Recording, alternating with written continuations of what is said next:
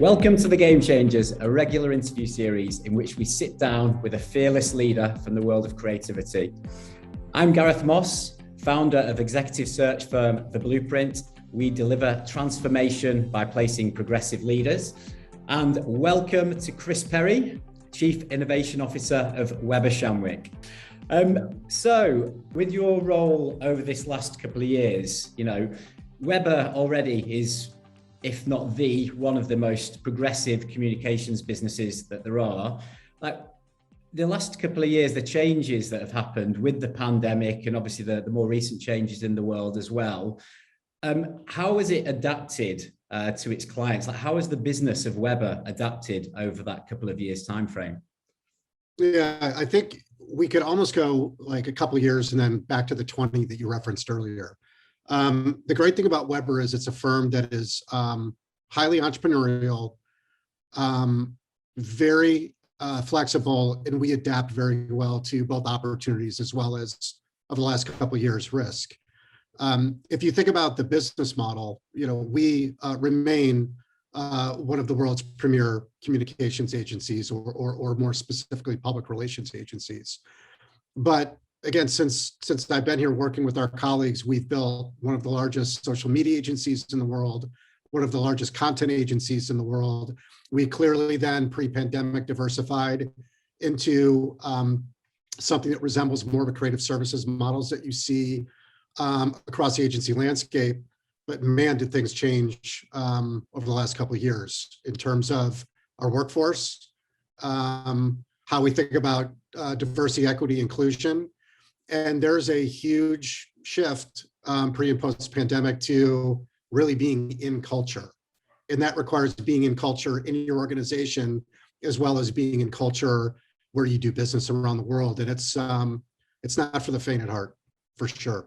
Yeah, absolutely. And, with, as you mentioned, the background within PR and, a modern communications business now at Weber Shandwick, how does that make you guys distinct when there's so many agencies that are kind of coming together? It's all very much a blurred line between agency disciplines right now.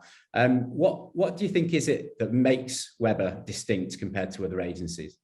I think more than ever, you have to be able to make sense of very complex challenges in the market, whether you are marketing into complexity, or whether you're dealing with risk from a reactive standpoint. So we're built for that. We're global in scope. We're diversified in the range of services we can offer to clients. We've got incredibly deep practice expertise spanning the public and private sector, and we're able to, what we say internally, is solve at intersections that few other agencies can. When you bring those, various points of view to, in some cases, completely new client problems. So scale is our advantage when we think about the complexity of the environment and how companies almost need to start from scratch when they think about, again, marketing into a chaotic environment or see things come out of left field that they've never had to deal with before, especially it relates to just culture wars and a lot of craziness that happens inside of media networks these days. And then, I mentioned about 20 years at Weber as well. It's obviously quite a time frame and, pretty much the start of the internet, digital innovation, as you've mentioned, social and content as well. Through your own career, what are you proudest of? Is there a moment that was a real kind of moment you look back in as kind of defining your career, the shape of your career? When you think about how much the internet has changed, again, engagement, public engagement around not just marketing products and services, but also being on the forefront of issues, the notion of advocacy has changed incredibly over the last couple decades. One assignment in particular where that was, pretty clear was a program called Stand Up to Cancer. Yeah. I lost both my parents to cancer. It's something that is unfortunately a part of our family background on both sides, and had a fortunate opportunity when I was working in Los Angeles to partner with 4 incredibly strong and visionary women who formed essentially a volunteer network of celebrities, media owners, content producers to band together to stand up to cancer in a way that raised funding for cancer research very differently from the norm. What was interesting about the assignment was they had everything figured out in terms of the telethon itself, doing the morning, the morning TV shows. They had an immense marketing and PR engine, but somehow it wasn't landing with people. Like the notion of signing up and being a part of this movement didn't necessarily take hold until we activated it through social media. And by activating the mission in a different way, more digital grassroots type of an approach, it just lit like wildfire. They ended up raising about $100 million through that first effort, and it became within 3 years among the most recognized brands in the world in health. Yeah, and that's based on guts. It's based on a different point of view that these women brought forward with the mission. Incredible collaboration, and obviously a very, very important purpose that touches us all. That's the kind of stuff you can do when you bring different pieces together and try to make a difference in the world. So still to this day, it was the work I'm most proud of. Yeah. And again, it was deeply personal, which, obviously leaves a mark too. Something so close to you, and you can impact something monumentally like that, real kind of behavior change, really helping to make a difference. Incredible to do that through. So social at scale, which at the time wasn't necessarily a thing. And we kind of captured lightning in a bottle on that one. What's number one on the list of how the PR industry, in your opinion, can accelerate the change? Is there one thing? I wish there was one thing. What's top of the list, Chris? Come on. Top of the list is, I think there's enormous opportunity and risk in communications as it relates to technology. So if you think about every function, or roughly every function inside of a global organization these days, runs on technology. They run on platforms, CRM systems, data flows, in and out of different parts of the organization. So an organization can be more responsive to, everything from their employee base to their customer base. Communications is still lagging a bit in that regard. It's still more art than science. There will always be art in a creativity-based business. PR has always been a business where you have to be extraordinarily creative to earn favor, earn engagement in the market. But the industry cannot survive if we don't use the tools at our disposal to enhance our creativity and our relevance in even sharper ways. So something that we have been thinking a lot about at Weber Shandwick, and I would advocate for anyone in the community who's communicating, whether it's client side or in any agency around the world, you have to be digitally fluent, and you have to know how to use those tools to not just automate what you do, but just make your work better because there's more tools in the toolbox to work with. It's probably not, the most polarizing thing to say, but we got to get with the tech or else. Yeah, absolutely. And, when you're helping to drive this change as well, obviously, kind of the key there is the talent, progressive, diverse talent. The name of this series, The Game Changers, what do you look for in a game changer? What makes a game changer to you where you think you must hire that person? Is there a kind of a quality or two that you really look to identify? Yeah, it's a great question. Highly appropriate for this, for this conversation we're having. I think there are some things that you would hear from others. Energy, deep curiosity, incredible passion for what they do, almost maniacal passion for what they do. Then we start to get into some things that I think might be unique to the time we're in and how I and we look at talent. Almost a maniacal orientation to learning. Getting so deep, you could almost think about some of these people as mechanics. They like to break things apart. They want to understand how they work. They put them back together to really have a deep and visceral sense of how a creative idea will work in the real world versus work, in a boardroom or on their desktop. The combinations that you have to put together to make outstanding work these days require that just deep care and curiosity to really understand how things work today versus almost unconsciously going about your business every day in ways that may have worked pre-pandemic, but don't work today.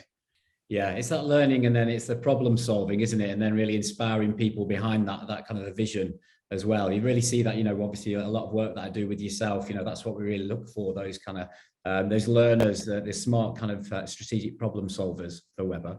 Yeah. And so, you're a big believer and facilitator of diversity within our industry. This is always a question that I kind of save for the end. Being a game changer for us is always about driving change, being inclusive, helping diversity along the way. So let's say you're in charge of the entire communications industry. If there's one thing that would be number one on your list, what is it that you would look to implement in order to drive equality, to achieve equality within the industry?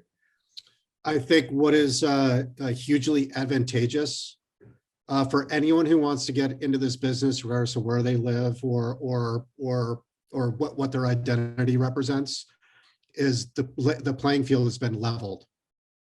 So what worked pre-pandemic is not necessarily going to. It's not necessarily going to what's going to work post-pandemic. Yeah. What that means is if you have some of the characteristics that I just referenced, again, the curiosity, the care, the maniacal sense of trying to figure out how things work, you have a real shot at making a difference in this business these days. I think the linchpin, now going to your question around what would I do if I was running the industry, would instill intentional commitments for learning and development. Okay. Yeah. And by learning and development, I mean collaborative learning and development together, because no one person, no one part of an organization within an agency or a company, no one category of thought is going to be able to figure out how to make communications work in an environment that has the complexity it has in the marketplace. We have a start of what I'm referring to with a platform we have inside of the company called Media Genius. Oh. We rolled this out in the middle of the pandemic with the intention of creating an open learning environment for students of all levels, all parts of the United States, all regions of the world. And we have almost 1,000 students self-identified that are a part of a growing community to help each other understand what the forces in communication look like and how they can use those forces for what they care about and what they want to advocate in the world. So I would love to see more efforts like that. Yeah. This is not an agency promotional thing. It's by design an intentional learning and development platform. And it's kind of taken on a life of its own because of this kind of flattened environment and the need to relearn a lot of things that we have to do to be effective in marketing and communicating on behalf of companies. So again, in the spirit of game changers, it's a game-changing platform. Yeah. In part because we saw so many anomalies in our own research work on things that just didn't fit how communications worked in the past. People were doing highly interesting, very creative, very different things that were kind of a head scratcher for our planning teams and our research teams. We did some research in the middle of the pandemic trying to understand, given all these patterns, is there a break in how people engage with each other and make meaning in the world? We found that yes, very much that was the case, unsurprisingly, given we were all working from our houses and doing different things. But the after effects are stunning. We're living in a DIY world now as it relates to, I'm going to make up my own religion. I'm going to make up my own realities. I'm going to make up my own friend groups, my interest clubs. And again, that's where it's like, oh my gosh, we really have to dig in and learn what this means. And now we're doing this with 1,000 students around the world that are in these communities and helping us see things we wouldn't be able to see otherwise. So And again, going now back to the diversity question, it's a highly diverse group of students that are a part of this. Yeah. So by having an open mind, open door, and open way of thinking about the issues, hey, lo and behold, you have people with very different ethnic backgrounds, sexual orientations, interests all over the board that join in, because at the end of the day, it's about advocating for what you want to see in the world using media. And that's a pretty inspiring message for a lot of students out there. Yeah, and so that's the community that you tap into, the 2,000 people. So that's truly reflective of people around the world and their own values and their own backgrounds as well. Because that's obviously something we kind of miss sometimes in the industry, where it's we don't really have that diversity within creativity, within advertising, but you have that network there to tap into it, to understand about those people and how to drive that change. Yeah. I mean, this network reflects the world, not the agency world. Yeah. We have 25 or so different majors represented in our classes last year. Again, we cannot reflect the agency world. We have to reflect the outside world and how the outside world is organizing in ways that where it doesn't really matter if an agency or a company are a part of them. So we have to be a part of that game, not necessarily the game we've been playing for the last 20 or 30 years. Great. Well, that wraps up. Chris, thank you so much for being a game changer. Thanks, buddy. Good to see you. And you. Cheers.